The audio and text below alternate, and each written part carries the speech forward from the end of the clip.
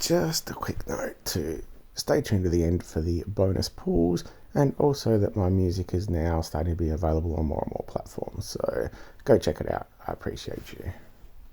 Greetings, loyal minions. Welcome back to the Sleepy Sci Show, the #1 ranked YouTube channel for people who get sick of Christmas events. Yeah, if that's you, I appreciate you. I am a little bit sick still and sleepy, but I have more Christmas events today that I need to go to, and I've had no sleep. Anyway, woe is me. I'm trying to keep up with my semi-promise of getting all the information out as we can, even though SG make it very hard. They make it a full-time job to keep up with these new heroes. So we are looking at Salimata. That's probably a horrendous attempt at the name.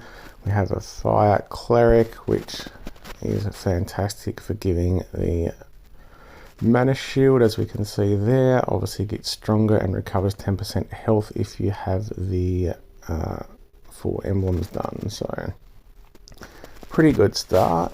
We are of the Bard family. My eyes are actually that half asleep that I may not even be able to read all this, but no, we know the Bard family bonus is quite good. It gives the 5% mana generation to solo heroes, so if they're not part of another of a family, like if there's only one of each family, so that is a really good bonus. Sometimes some of these passives and that just go unnoticed. But if you pay attention, it's, oh wow, that hero just charged a little bit quicker. So yeah, very, very good. I've got a couple of these newer passives. So we've got the quick tempo ballad, where all ballads cast by enemies last for only 1 turn, and all dances cast by enemies only last for 1 turn. So we've seen this with Astrid, I believe. Very fantastic passives. Totally, almost, remove other dancers and ballad casters, almost makes them useless. So someone like a Sludgus, those types of things. So Rothbart, it's very lazy, but they're fantastic. So kudos to anyone that gets it.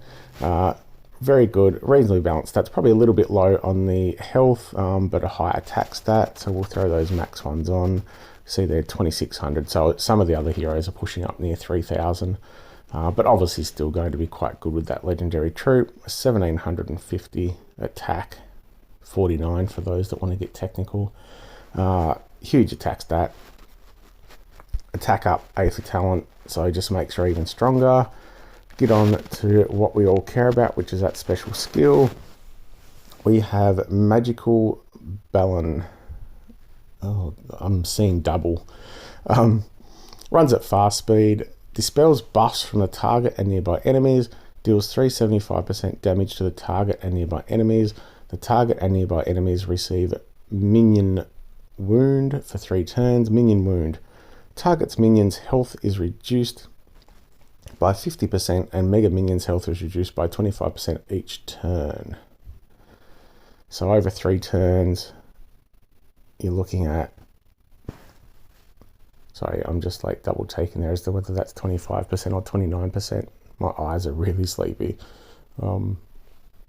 Anyway, over the 3 turns, obviously the minions will completely disappear after the 2nd turn, and the Mega Minions, after the 3 turns, you've taken 75% of their health. So that's a pretty good counter to obviously all the Mega Minions and the large minion summoners such as Costume Jiao-Chan and Moonbell's probably the other one, and the other War of 3 Kingdom heroes with the extra beefy minion. So going to be fantastic counter to that. And then the target and nearby enemies get minus 80% decrease for healing received for 3 turns. So again, that's working directly against Costume Jiao-Chan, hitting the 3, reducing the healing for them and lowering the mega. So absolute huge counter to Costume Jiao-Chan. The fact that it's in the special, I do appreciate that. These passives, this is where it gets me. They're probably as strong as the special skill. So to me, I'd rather have it as part of the special skill to keep that strategy in the game. I've gone on that rant before, so I won't go down that path. So very, very good hero. Obviously being in that family and being new, she's going to have those overpowered passives. But yeah, I like this type of counter. Like, obviously the game needs to keep evolving and we need to keep introducing these counters to each hero. That's how these sort of games work.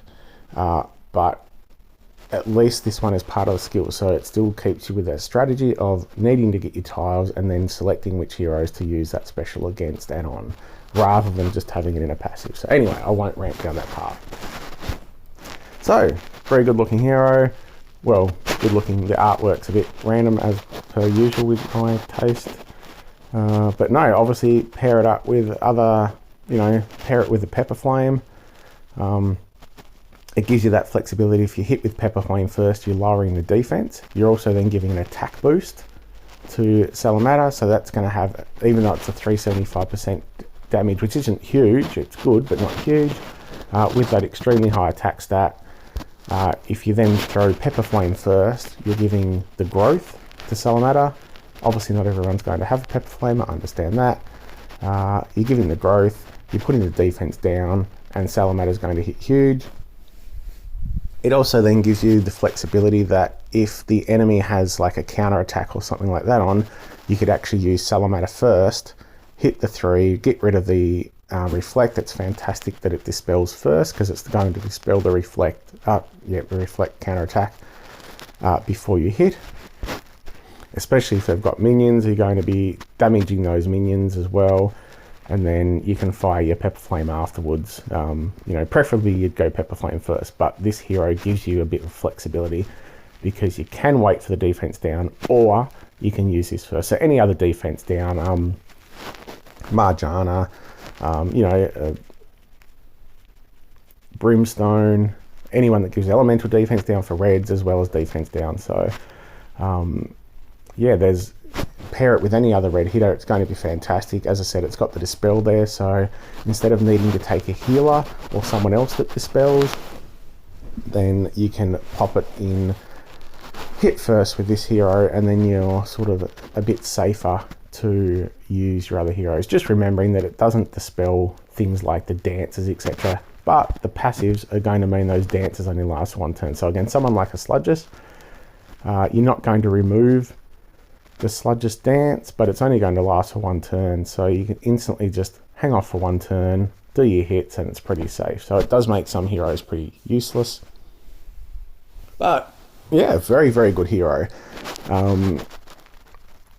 I did actually do some pulls last night after I got back extremely late from a work dinner, and dropped some pulls. I think I recorded them, so I might throw that at the end of this video just as a little bit of a bonus. So yeah, I should have mentioned that at the start. I probably will. So as always, another great hero. So if you're doing any pulls, best of luck to you. I hope that Christmas luck kicks in. If you like what I'm putting out, gently caress that subscribe button, give your kitty a scritch for me, and have a good one. Also, just a reminder to check out the visiting outfitter up here on the screen. Make sure you don't miss out. You've got a couple of days to get in there. And for anyone that doesn't already know, Outfitter is giving you a chance to buy a costume for one of your heroes. So it's got the rules up there. Costumes that were released more than 549 days before the event, which I think is 18 months. You're allowed to choose one. If you click on the button here, it gives you all the heroes you've got available that's going to have a costume. You can take a 4-star or 3-star if you wish. So if you've got, something like a costume leaves you, if you haven't got that, could be really useful. But most people are going to have a 5-star where the costume is going to be more useful. So as an example, if we click on Vivica, we can see here it then tells you which costume you are going to receive. So if you have him, that's an absolute top pick. But yeah, just remember it's here. Pick a hero that you're going to enjoy using, that is going to be useful for you. And it's a great new feature, so can't wait to see this come back and just help out the cheap to play, free to play, to really improve one of their older heroes. So yeah, I would suggest always making sure you try to save your gems so you have a few hundred so you can pull a costume each time. But yeah, enjoy your new costume.